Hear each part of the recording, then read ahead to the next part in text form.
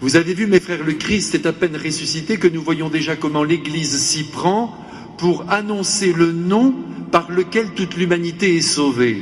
Vous vous souvenez que Pierre et Jean, cette semaine, étaient montés jusqu'au temple.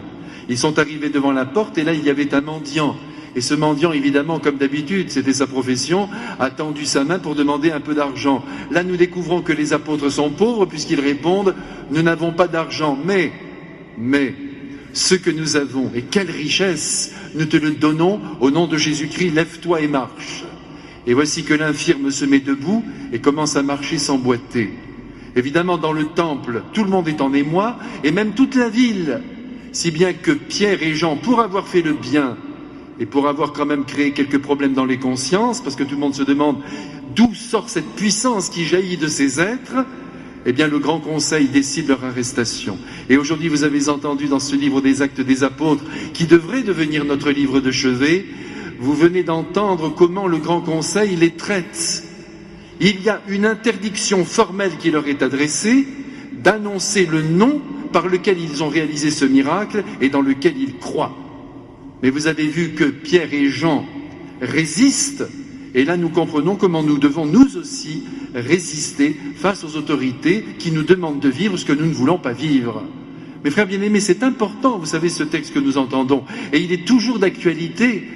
On dit à ceux qui ont la foi, n'en parlez pas, ça vous regarde, c'est votre vie, c'est privé, mais n'inondez pas le pays avec votre foi. Eh bien, Saint Pierre et Saint Jean, comme vous le savez, vont répondre, mais qui devons-nous écouter? Vous, ou alors Dieu qui nous dit dans notre cœur que nous devons parler de notre Seigneur?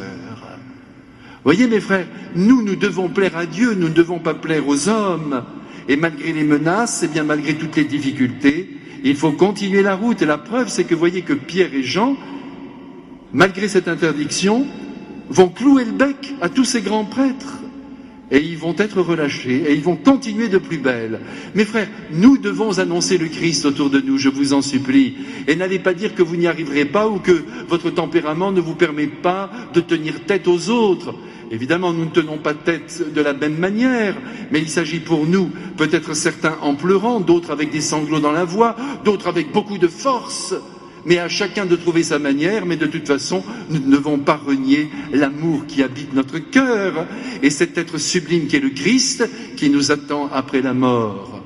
Vous avez vu que les apôtres, c'est dit clairement aujourd'hui, sont des êtres incultes. C'est pas la peine d'avoir un doctorat en théologie pour annoncer le Christ. Bernadette de Lourdes ne l'avait pas, elle a fait un bien fou au monde, et croyez-moi, elle a permis au Christ de passer dans les cœurs. N'invoquez pas votre méconnaissance de la Bible. Quand vous aimez avec votre ventre, avec votre cœur profond, eh bien, je vous assure que cela suffit. Et on sentira d'ailleurs vibrer en vous quelque chose de vrai, et non pas quelque chose d'appris. Allez de ce côté-là, mes frères bien-aimés, je vous en supplie, et dites à votre voisin, à votre voisine, que vous aimez le Christ, que vous voulez vivre pour lui, et que vous croyez que c'est lui qui dévoile à l'humanité tout entière le sens ultime de la vie humaine. Allez, mes frères, tenons tête, avec respect, avec amour, avec douceur, si nous le pouvons, une véritable douceur qui vient du Saint-Esprit, mais tenons tête quand même. C'est ce que Jésus nous demande aujourd'hui. Il nous demande d'emboîter le pas derrière les apôtres et de ne pas avoir peur de ce que nous pourrions éventuellement subir. Le Christ nous tient et il nous remerciera un jour de n'avoir pas rougi de lui devant les hommes. C'est donc entendu, mes frères, vous me le promettez, du moins promettez-le au Seigneur et à sa divine mère. Oui, tous les deux, croyez-moi, ils ont besoin de notre assentiment. Vous savez que lorsque Pierre et Jean se sont pointés devant ce mendiant, et que ce mendiant, et comme je vous le disais il y a un instant, leur a demandé de l'argent, qu'ont-ils répondu? Regarde-nous. N'oubliez jamais ce mot, mes frères. Ce verbe est employé à l'impératif. Regarde-nous. Nous n'avons pas d'argent, mais ce que nous avons, nous te le donnons. La foi passe par vous, par l'instrument humain. Pas seulement par des concepts, par des idées, par des lectures. Tout cela peut servir de déclencheur. Mais pour que la foi passe dans un cœur, il faut qu'il y ait un être humain qui soit là et qui parle à un autre être humain. Regarde-nous. et en nous regardant, tu comprendras ce qui nous fait vivre et ce qui demain, et peut-être même dans un instant, va te faire vivre. C'est compris, mes frères?